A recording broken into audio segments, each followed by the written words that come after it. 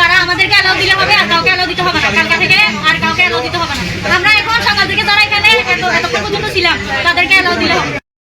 কারণ আমরা এখানে অনেকগুলো রেজাল্ট দেখছি, এদের মধ্যে 6-7 বিষয় পর্যন্ত ফেল করছে, বাট ওরা কেমন অ্যালাউ পায় আমাদেরকে ওটা। আর এখানে আমাদের 2-3 বিষয় অনেকজন আছে, ওদেরকে অ্যালাউ দেয় নাই।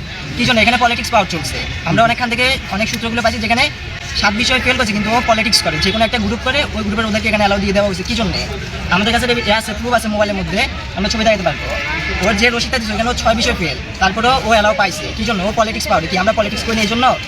ছাত্রদের মধ্যে আমরা সুষ্ঠুভাবে পড়াশোনা করি, আমরা এইসব পলিটিক্সে নাই, তার জন্য কি আমরা সব জায়গা থেকে বঞ্চিত হবো? এটা কোন ধরনের নিয়ম? আর স্যাররা যে আমাদের গায়ে হাত তুলছে, ওই যে তালামারের কথাটা আপনারা বলছেন, এটা আমি ক্লিয়ার করে দিই। স্যাররা আমাদের গায়ে হাত তুলছে এবং আমাদের সাথে রুড বিহেভিয়ার করছে, এই জন্য আমরা তালা মারতে বাধ্য হয়েছি। সো এইটাই কারণ। স্যাররা আমাদেরকে বলছে আমরা গুন্ডা। কি আমাদের বেসে বা আমাদের কলেজে কোথাও লেখা আছে আমরা গুন্ডা, আমাদের আইডেন্টিতে কোথাও আছে আমাদের গুন্ডা। তো স্যার আমাদেরকে গুন্ডা প্রতিবাদটা কী জন্য দিচ্ছে? আর স্যার আমাদের একজন স্টুডেন্টের কলার ধরে ওর সাথে যেরকম রুড বিহেভিয়ার করছে, আমাদের কাছে সোজা প্রুফ আছে। তো এখানে আমরা আজকে আসার পর দেখতেছি যে একটা নির্দিষ্ট ছাত্র সংগঠনে কিছু আমাদের কিছু ভাইকে যারা এক বিষয়ে পাস করার ক্ষমতা রাখে না, কোয়ালিটি রাখে না, ওদেরকেও আপনার অ্যালাউ দিয়ে দিচ্ছে। আমরা যারা প্রত্যেকদিন আমরা যারা একবার অ্যালাউ দিতে হবে। আর হচ্ছে আমাদের মার্কশিট দেখাই নাই, মার্কশিট দেখাইতে হবে।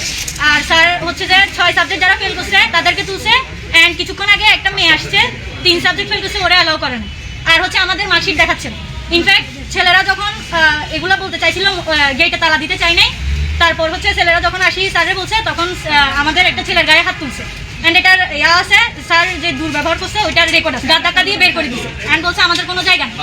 আমরা চাইতেছি যে আমাদের রেজাল্ট শিখতে দেখা।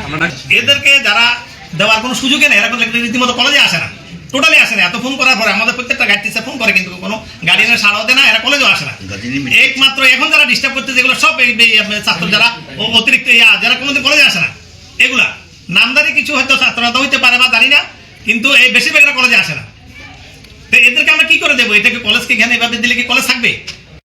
আমরা আমাদের রেজাল্ট গতবারও এই স্টুডেন্ট নামদারি যারা কলেজে আসে না, পড়ালেখা করে না, তারাই বিশৃঙ্খলা সৃষ্টি করি সবাই ফর্ম ফিল আপ করেছে এবং আমাদের রেজাল্ট খুব খারাপ মানে 21%।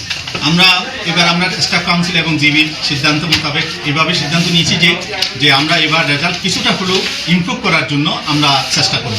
সেই চেষ্টার আলোকে আমরা 50% ধরে, অনেক ক্ষেত্রে 50% না, অর্থাৎ 2টা বিষয় 76 নাম্বার পালে পান, সেক্ষেত্রে আমরা 30 নাম্বার, 2টা বিষয় 30 নাম্বার নিয়ে আমরা রেজাল্টটা দিয়েছি।